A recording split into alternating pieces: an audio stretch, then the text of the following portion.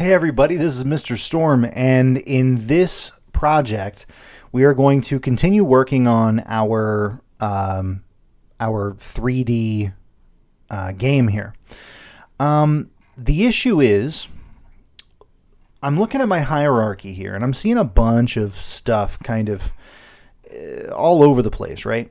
So actually what I want to do is I want to group all the floors together, and I want to group all the walls together so that I can kind of get rid of them in my hierarchy. So here's what I'm going to do. I'm going to create a couple of new, let's create a new game object. We'll create a new empty. I'm going to rename this and I'll call it walls. And then I will grab all the wall sections that I can find. Just shift click. Oop, there's some floors in there. Let's not grab any floors. So these are all cubes, okay? And we'll just drag it in as a child of that object. Actually, before I do that, let's make sure my walls are at 0, 0, 0. I want that object to be at 0 on the position. Okay, and let's grab these. Just make them a child of that. And we'll keep going just to organize this a little bit before we start messing with the lighting. And you'll see how easily we can clean up our scene when we do this. Okay, let's keep going. Those are all floors.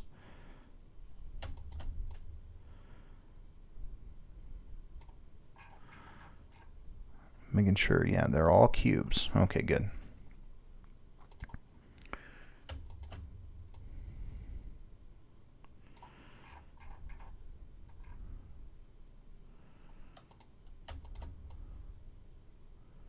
Oh, I double clicked on that one. Okay, keep it going. Almost done.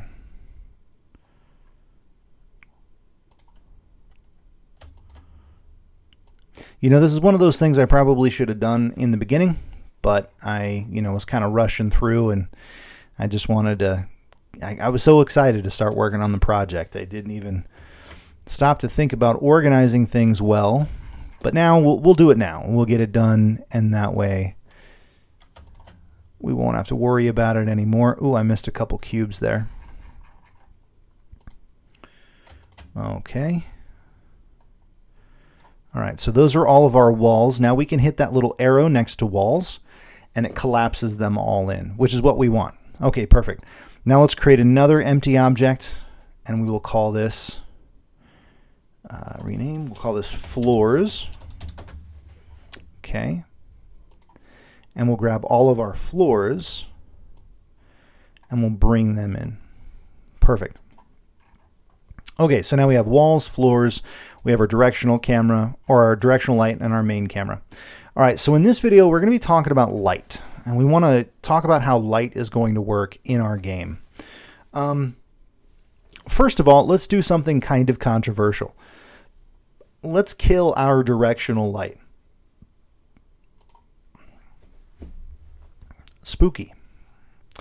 So what that did was that just killed all the light in our game. Now, this is something, sorry, my wife just sneezed in the other room. Hopefully you guys didn't hear that. Or hopefully you did. I don't care. So we just killed all the light in our game, which is going to make it really difficult for us to see what's going on. Let's take a look at our main camera. Yeah, it's really, really dark. The only light that we have is that little bit of light that we can see from our skybox there. Yeah, let's bring, oh, I did not mean to duplicate the main camera, sorry. Let's bring our directional light back in. I'm going to Control Z. Oh, Control Z was all right, hold on. Let's delete that.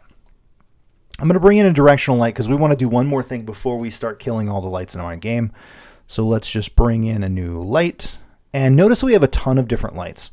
We have directional light, which is the light that we have by default in the game. And it's going to be like the sun that just shines directly down or at an angle with a certain kind of intensity and color. Then we have a point light, which we'll play with. We have a spotlight, an area light, a reflection probe, and a light probe group. The point light, spotlight, and area light are the three that we're going to play around with on our interior, but let's bring in a directional light so I can see what I'm doing. Okay, I don't want to see that skybox anymore. I want to actually have a ceiling to my game. Now, there are a couple ways I can do this. One way is I can just take my floors object, I can duplicate it, which will duplicate all the floors that exist. I can call it, let's rename it, ceiling, if that's how you spell ceiling, which I hope so. And then I can move that object up until it matches our ceiling. So now I can see in there that I have my directional light is being blocked out. I actually have a ceiling over my whole level. That's one way you can do it, and that's not a bad way. Now, what I would do though is I would probably duplicate a couple of these and kind of stretch them out so they don't, so yeah, let's do that. I want to cover the gaps just in case. I don't want any light bleeding through. Actually, you know what? We don't have to do that because we're about to delete our directional light, so we don't have to worry about light bleeding through. All right, so now that that's happened, now we can go in and delete our directional light. I'm going to go into my level. All right, let's delete our directional light. Delete. Okay, now it's completely black. So we're going to bring in a point light just so that we can light our way and see what we're doing. So let's bring in a new light and let's bring in a point light. Now, this point light, as you can see here, it's a light that exists at a specific point in the game. Now, this light has a certain intensity and a certain color, and it will illuminate the level based on where the light exists. We can put it on the ceiling to make it more of like a ceiling light. We can increase the intensity over here. We can increase the range so that it's more bright. We can change the color, make it more yellowish. Now, lighting, all these changes are very subtle, okay? So you don't want to go too crazy with the change in color, for example, right? You don't want to make it like bright yellow because that looks really weird, unless that's the atmosphere you're going for, right? You want subtle color changes in your light. For example, if I want a more cool room, or if I want like a danger kind of vibe to it, we can do more reds. But the color of your lighting is almost as important as the position and the luminosity. All right, let's increase the intensity. The intensity is going to be how powerful the light is, okay? Like I said, range is going to extend how far that light goes. If you want it to be a very dim light, you can do something like this, have a small range but a high intensity to make it like a really powerful, intense light, or you can have a low intensity but a wide range to give it more global illumination. That works too. I'm actually rethinking this color. I want to do more of a yellowish, but a more subtle yellow. Okay, that looks good to me. We can also do real-time mixed or baked, okay? Real-time mixed or baked. I want to do baked lighting. That way, every time I make lighting changes, I don't have to worry about baking in the scene. I can bake it all whenever I build the game. The indirect multiplier. This is going to handle how it reflects off of other objects that have reflective surfaces for lights. Shadows. We can do hard shadows. And notice that everything just baked in when I did that. Now, I have a hard shadow on my player cube there. We can also do soft shadows, which will soften the shadows a bit. Or we can do none, which is what I had before. I'm actually going to use soft shadows. I think that'll look really nice. And this option right here is the baked shadow radius. That is how far away from the light do we have to be before the shadow starts to bake in to our scene? We can create a cookie around the light. We can also create a halo around the light. The halo will just add like a corona around the light when you look at it. We can add a flare. There are no default lighting flares in Unity. We can download some if we wanted. Render mode, let's say not important for the render mode. And let's go back to auto. Yeah, that works. And culling mask is everything. The culling mask, you can turn off certain layers so that the lighting doesn't affect those items. Okay, so now with one light in the middle of this room, it's looking pretty dreary and dark. I'm actually going to turn off gizmos while I'm doing this so that it's easier to kind of see what the lighting looks like. Okay. And I also want to just, yeah, there we go. So that's looking kind of dreary and dark. Let's talk about the other kinds of lights that exist. I'm going to delete this and let's bring in another light. So instead of a, oh, maybe I should have kept the other light because I can't see where my lights are now. See? All right. Let's see. Let's turn on my gizmos.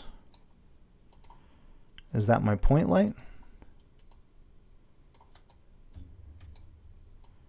Yeah, that's my point light. And then my spotlight. Okay.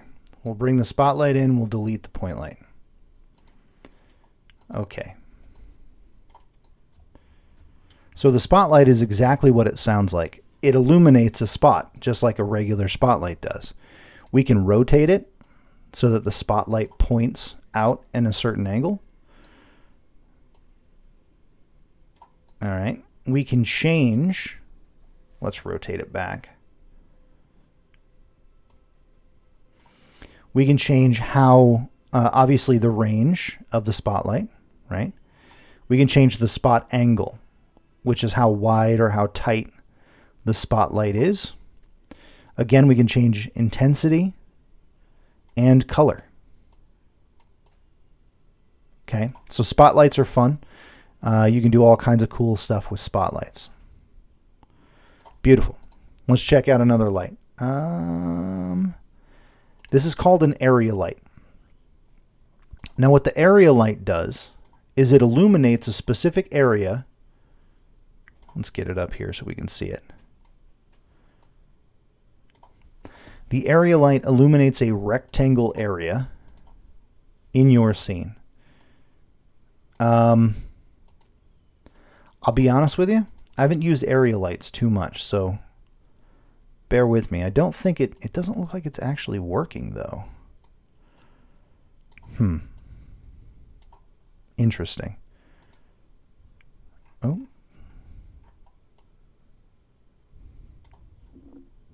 Interesting. We do a disc light. So the way I understand area lights to work is that they like imagine a lit up advertisement on a wall somewhere, and then the wall has a light behind it, or the advertisement has a light behind it, and it just illuminates that area. That's what I understand area lights to be, but I can't seem to be getting this one to work. But that's okay. Between spotlights and point lights, you should be able, let's mess around with a reflection probe. Why not, right? We messed up horribly on the, yeah, we're not going to do that. Let's get rid of it. All right. Between spotlights and point lights, you should be able to get a good lighting profile set up for your game. All right. Using spotlights for more harsh lighting conditions, probe lights for more global and area illumination, setting the colors properly, you know, and just kind of explore, walk around in your level using the camera navigator here. Walk around in your level and just kind of put lights strategically wherever they make sense. Now, some of you might think, oh, I'm going to just do like 1 or 2 lights per room, and that'll be fine. Maybe. If you're making a really dark game, then maybe that's true. But think about how many lights are in every room that you're in, right? For me, I have a dome light up above my head. I have 2 studio lights in front of me. I have lights coming off of the monitors here. You know, there's all kinds of lights in this room. Your point light can be that main light in your room, or a center point light in the center of the ceiling, but it has to have a good range on it in order to feel more realistic, right? So you want a really solid range on that light to make it feel more realistic. And then you can add other point lights throughout to kind of strategically add in more lighting. Okay? It's always better to default to letting your players see more of the level than making it super dark. All right? Especially for games like the one we're building, where we're running around and shooting bad guys. We want to make sure that we have good lighting so we can see, you know, where they're coming from. We can see them walking down the corridors, stuff like that. We're not really making a survival horror game or, you know, like a Doom kind of game. But if we were, our lighting would definitely be more like this. Doom lighting, right? But anyway, we're not really making one of those games. If we were, we'd want it to be dark and dreary and hard to see. But for us, we're making kind of a brighter game. But again, it's up to you. You're the designer. You get to make the choices. But lighting is incredibly important. So I want you spending a good amount of time this week planning on setting up your lighting in a way that makes sense and really shows off how awesome your textures look. Okay, cool. Have fun with this. I am excited to see what you come up with. And, you know, when you're done setting up your lighting, make a video of you just kind of flying through your game and just kind of showing me what the lighting looks like. Kind of like this, right? Just fly through and show me the lighting. And then upload your video for credit. And I will see you later. Peace.